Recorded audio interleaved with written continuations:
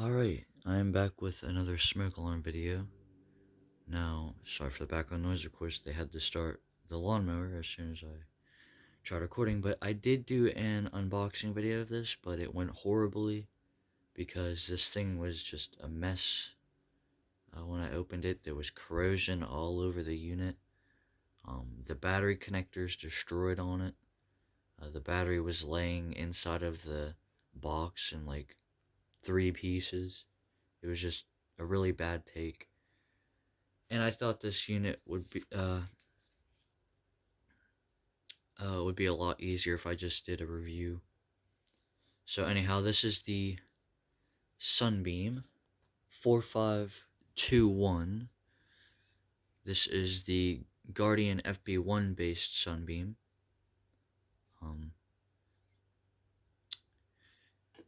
So here it is. Then here's the box, which is a really nice box. It's a big box, actually, like much bigger than the Guardian ones. And then it just says this all around the unit, all around the box: Centurion fire and smoke detector, except for the back. Well, I mean, it does say it, but pause if you'd like to read any of this.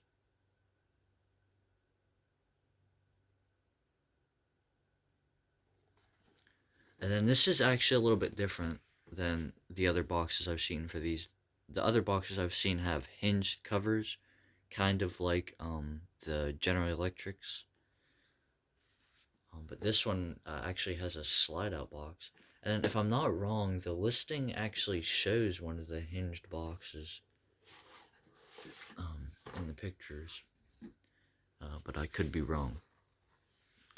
Anyhow, here's the inside of the box.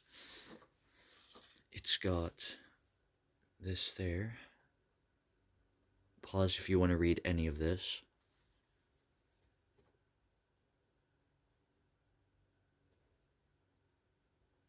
Of course, you can't really see any of that because it's on red.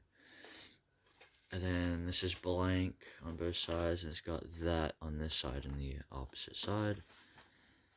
And then, oh, whoa, something fell out. You'll see that there. Pause if you'd like to read any of this.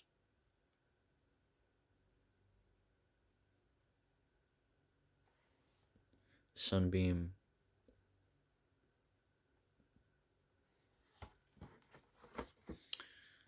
Now, this is what fell out.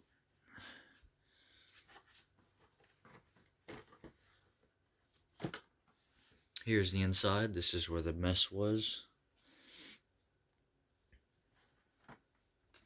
There's that. Pause if you want to read any of it. And then there's this here, which doesn't really do anything.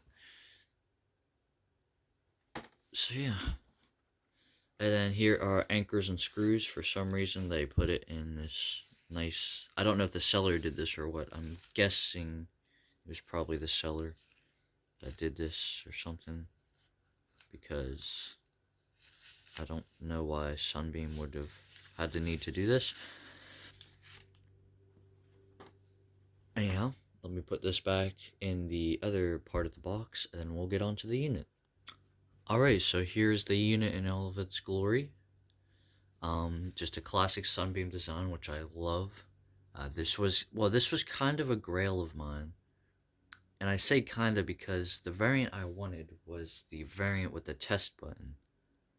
Because there was one of those up a few months back that I wanted, but luckily one of my friends got it, so it didn't go to private collector or anything like that. And they made a video of it, and that friend is for electric elevators. So of course when I saw these pop up, I had to have one. Just because I wanted really, at this point, I just really wanted any Sunbeam of this design. And so yeah. Now I will still try to get the test button variant in the future if one pops up, but it's not really gonna be, it's not really a priority anymore. Now, this is one of, I believe, 4 models they had. Now, they might have had more, but I'm not sure. Feel free to correct me. in the comments.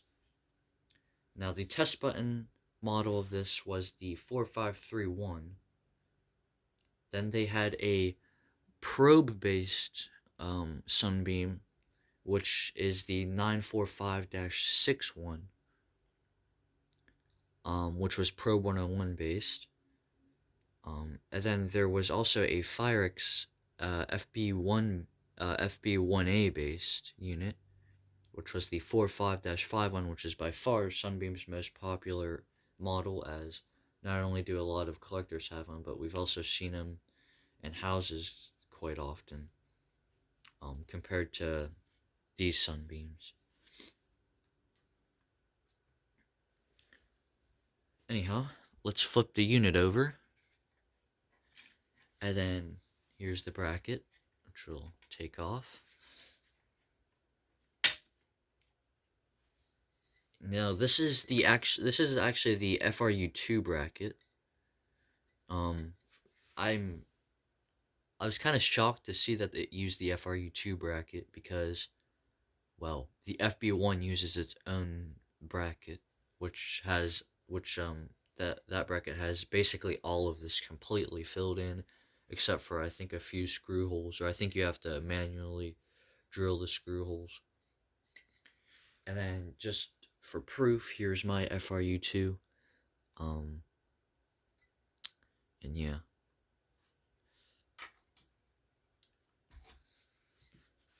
Anyhow, here's the base of the unit. It has this cardboard cover, which I thought these were supposed to be mounted down, but I've seen one video, I should say, because there's not really multiple videos of this particular version yet.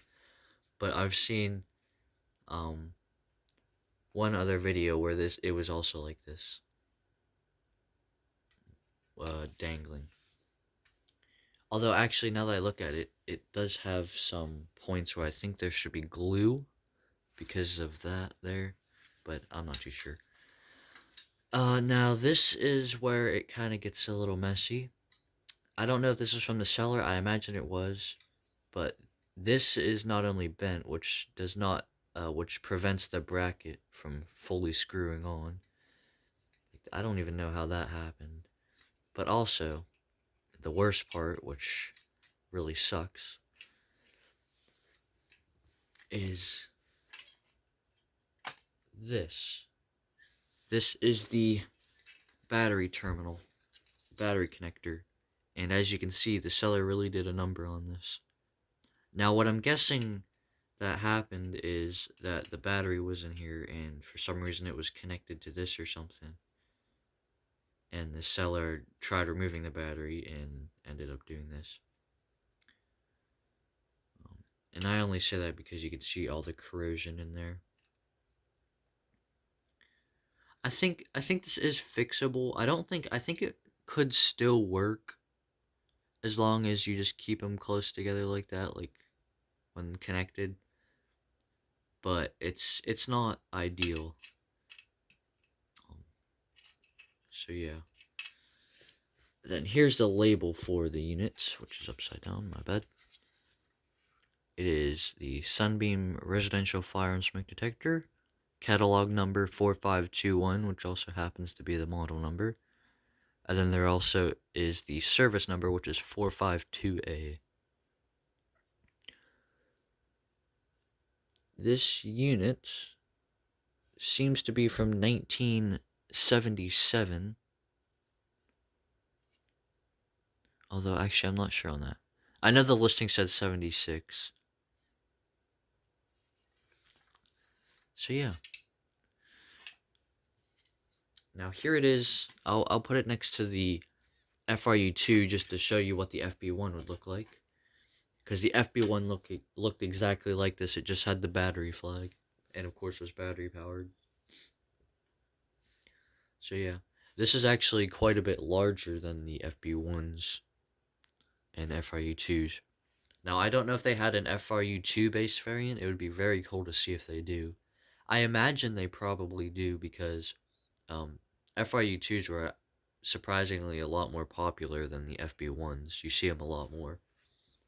And hardwire units were also pretty popular back in the day with with contractors and stuff. Um, so yeah. Anyhow, I will try to put a battery in this. Now, unfortunately, I will not even be able to test this, but um, I will try to put a battery in it. Alright, well, I didn't even think this through. I ruined the battery connector even more. That one was my fault, and that was actually a very stupid idea. I don't know why I did that. You can see this part just crumbled off. This whole thing's crumbling. I'm done messing with that. So yeah. It did work. I did hear a little ping though whenever I first connected it. But yeah, so that one was my fault. I take responsibility for that.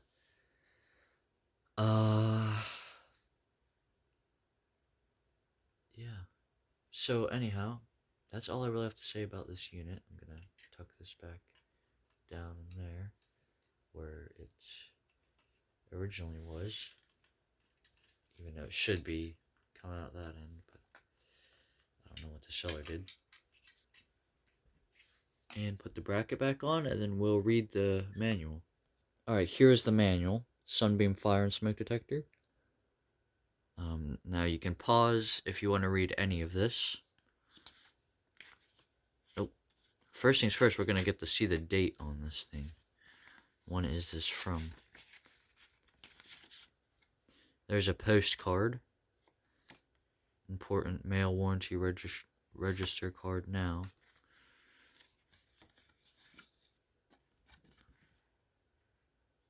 My name, street address, city, state, zip code. I bought my appliance from city, county, state, day of purchase, etc.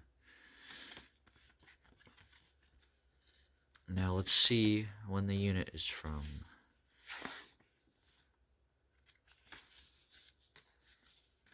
It is from June 15th, 1976. Wow, alright. So it is from 1976. There's also this. And I'll put this back. Sorry if you hear me sniffling. I don't know, my allergies have been acting up. But anyhow.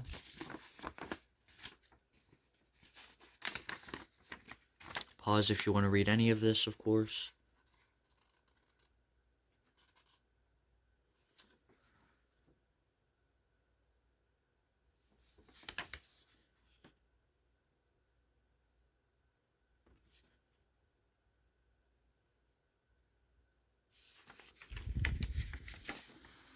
I like rushing through my manuals.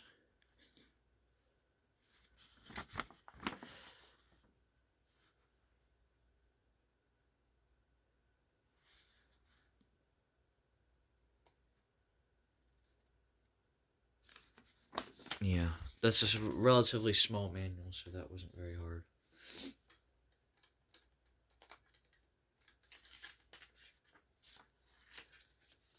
So yeah, that was the unit. That was the Sunbeam 4521 smoke detector. Or smoke alarm, I should say, not a smoke detector. I hope you enjoyed this video, and I'll see you in the next one. Bye.